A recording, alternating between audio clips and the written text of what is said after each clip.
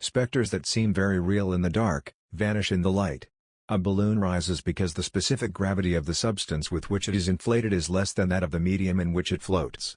Just so must one overcome the world by cultivating the quality of consciousness which renders him superior to the lower attractions of life. Paul recognized this principle when he said, "Be ye transformed by the renewing of your minds." It is not by putting forth greater exertions, through titanic efforts of the will, that the most satisfactory results are achieved, but by rising superior to lower conditions. Consciousness is the basis of all experience. If one is to realize freedom in the truest sense, he must first become conscious of freedom. When the spiritual viewpoint is comprehended, struggle and perplexity cease. A clear vision of the higher self enables one to triumph over the lower without opposition. He need not combat the lower nature, he has simply to ignore its demands.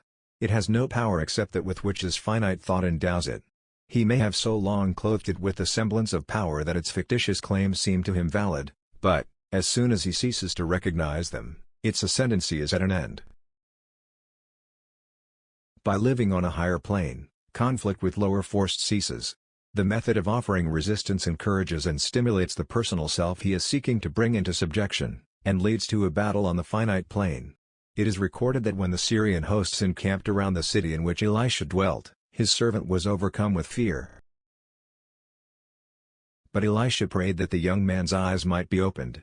And the Lord opened the eyes of the young man, and he saw, and behold the mountain was full of horses and chariots of fire round about Elisha.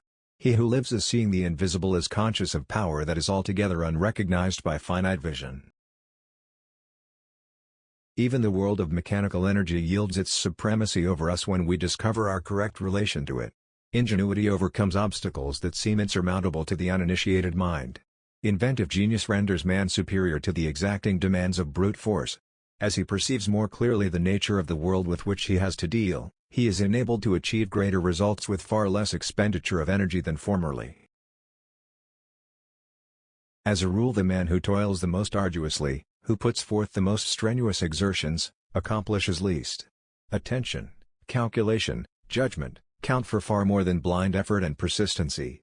A ponderous balance wheel, when finely poised, may be set in motion by a touch of the fingertip. The resources of nature are gradually being harnessed, and pressed into service to minister to human necessities.